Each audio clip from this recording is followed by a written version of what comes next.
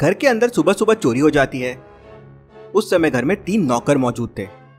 पूछताछ करने पे पहला नौकर कहता है, फ्रिज में रखे सारे फ्रूट्स खत्म हो गए थे, इसलिए मैं तो फ्रूट्स लेने बाजार गया था।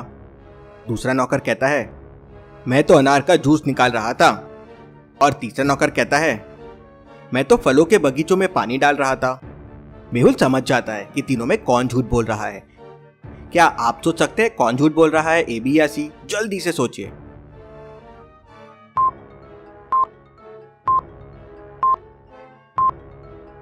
चलिए इसका आंसर देखते हैं। पहला नौकर कह रहा था कि घर के सारे फ्रूट्स खत्म हो गए थे, तो दूसरा नौकर अनार का जूस कैसे निकाल सकता है? मतलब दोनों में से कोई एक झूठ बोल रहा है। लेकिन तीसरे नौकर की बातों पे भी ध्यान दीजिए। उसने कहा वो घर के पीछे फलों के बगीचे में पानी दे रहा था। अगर घर में ही फलों का बगीचा है तो भला कोई बाजार क्यों जाएगा? जरूर कुछ गड़बड़ है। मेहुल घर के पीछे जाता है तो वहाँ सचमुच एक बहुत बड़ा फलों का बगीचा होता है, लेकिन बगीचे में कोई भी फल नहीं होता। बगीचे के अंदर 2 औरतें काम कर रही थी।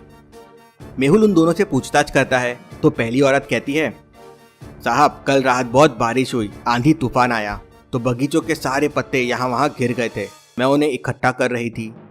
दूसरी औरत कहती है, साहब मैं तो बस आम के पत्ते लेने आई थी, मुझे कुछ नहीं पता है। लेकिन मेहुल समझ जाता है कि कौन झूठ बोल रहा है। तो क्या आप बता सकते हैं लॉजिकल आर्मी?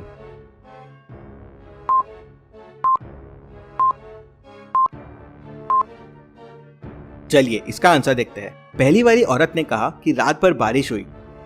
इसका मतलब तीसरा वाला नौकर झूठ बोल रहा है, क्योंकि उसने कहा था वो बगीचे में पानी डाल रहा था। अब भला इतनी बारिश होने के बाद कोई पानी कैसे डाल सकता है? मेहुल उसे पकड़ लेता है तो वो बताता है कि मेरे साथ पहला वाला नौकर भी मिला हुआ है। और कौन कौन है तुम्हारे साथ? तो पहला नौकर बताता है कि उनके साथ एक और आदमी है जो सारे गहने चुराया और अभी अभिलाषा ज्वेलर्स में बेचने के लिए गया है। मेहुल तुरंत अभिलाषा ज्वेलर्स पहुंच जाता है। वहां उसे बहुत सारे लोग दिखाई देते हैं। तो क्या आप बता सकते हैं इतने लोगों में वो कौन है जो चोरी के गहने बेच रहा है? सोचिए और आपका आंसर कमेंट कीजिए।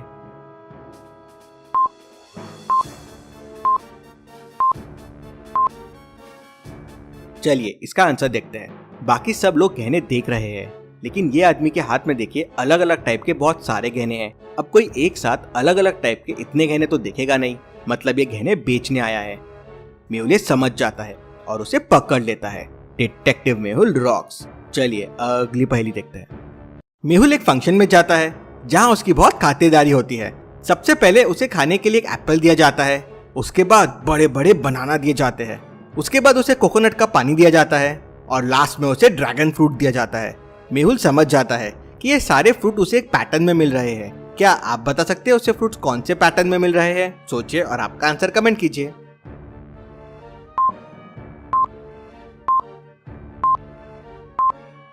चलिए इसका आंसर देखते हैं। सबसे पहले मेहुल को एप्पल दिया। एप्पल शुरू होता है ए से, फिर बनाना दिया बी, फिर कोकोनट दिया सी और फिर ड्रैगन फ्रूट दिया डी। मतलब ABCD के पैटर्न से उसे फ्रूट्स मिल रहे थे। चलिए अगली पहेली देखते हैं। 3 फ्रेंड्स एक शादी में जाते हैं। वहाँ 4 कुर्सियां रखी हुई थी। तीनों उन कुर्सियों पे बैठने का सोचते हैं।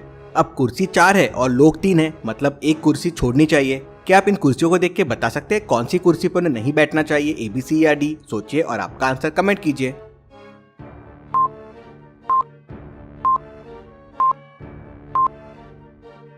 चलिए इसका आंसर देखते हैं। सी वाली कुर्सी को ध्यान से देखिए, उसके पीछे वाला एक पैर टूटा हुआ है, इसलिए उन्हें वो चेयर को अवॉइड करना चाहिए और बाकी 3 चेयर्स पे बैठना चाहिए। चलिए अगली पहेली देखते हैं। चलिए अब मैं आपसे एक बहुत ही इंटरेस्टिंग मैचस्टिक पजल पूछता हूँ। इमेजिन कीजिए कि एक मैचस्टिक की काव है। अब ये लेफ्ट डायरेक्शन में देख रही है। अब बस 2 मैचस्टिक मूव कीजिए जिससे काव राइट डायरेक्शन में देखनी चाहिए। है ना ये इंटरेस्टिंग? सोचिए सोचिए। समय चाहिए तो वीडियो को पॉज करके सोचिए।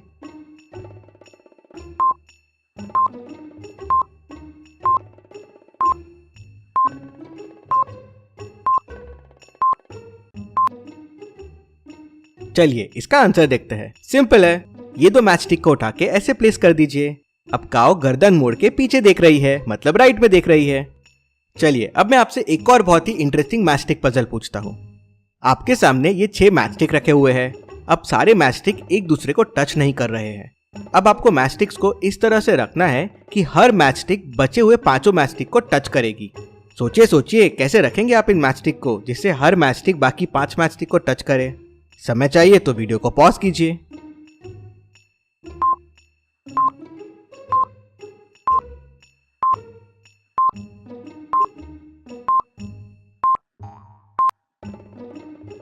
चलिए इसका आंसर देखते हैं। आप मैचस्टिक को कुछ इस तरह से रखेंगे, 3 मैचस्टिक नीचे जो एक दूसरे को इस तरह से टच कर रही है और 3 मैचस्टिक उनके ऊपर जो इस तरह से टच कर रही है। तो अब हर मैचस्टिक बाकी 5 मैचस्टिक को टच होती है, ऊपर से 3 को और नीचे से 2 को। था ना ये सही? इस रिडल के लिए वीडियो को 1 लाइक तो जरूर बनता है। चलिए अगली पहेली देखते हैं। रामू के पास 3 गाय है। पहली गाय सुबह शाम 4-4 लीटर दूध देती है, दूसरी गाय केवल शाम के टाइम पे 9 लीटर दूध देती है और तीसरी गाय सुबह और शाम 5-5 लीटर दूध देती है। तो क्या आप सोच के बता सकते हैं कौन सी गाय रामू को सबसे ज्यादा फायदा देती होगी? ए बी या सी? सोचिए और आपका आंसर कमेंट कीजिए।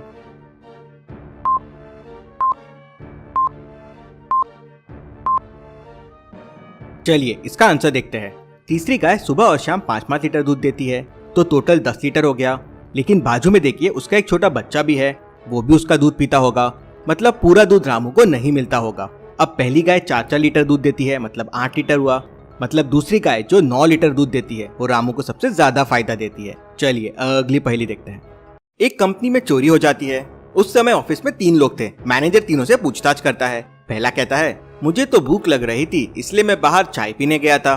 दूसरा कहता है मुझे अपने दीदी के पास नेपाल जाना था लेकिन बस की सीटें खत्म हो गई थी तो मैं तो ट्रेन टिकट लेने गया था। तीसरा आदमी कहता है मैं तो अपने पत्नी के साथ हनीमून के लिए लंदन जाने वाला हूँ इसलिए मैं तो वीजा ऑफिस गया था। तो क्या आप बता सकते हैं तीनों में कौन झूठ बोल रहा है? सोचिए और आपका आंसर कमेंट कीजिए।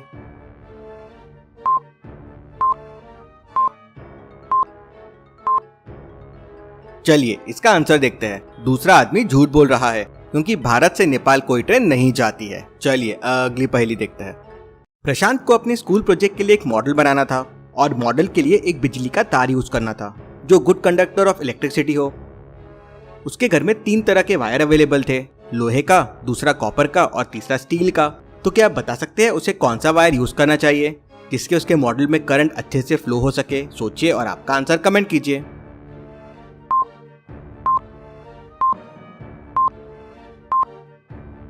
चलिए इसका आंसर देखते हैं। प्रशांत को कॉपर का वायर यूज करना चाहिए क्योंकि कॉपर बाकी दोनों के मुकाबले में बेटर कंडक्टर ऑफ इलेक्ट्रिसिटी है।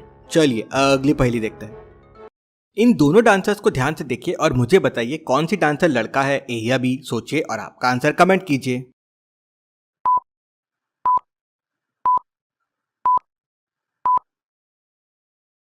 चलिए इसका आंसर देखते हैं। पीछे देखिए दीवार पे दोनों की फोटो फ्रेम्स है और इसमें बी वाले की फोटो फ्रेम लड़का है, मतलब ये गेटअप चेंज करके डांस कर रहा है। ऐसी और पहेलियों के लिए चैनल को सब्सक्राइब करके बेल आइकन प्रेस कर दीजिए। Thank you.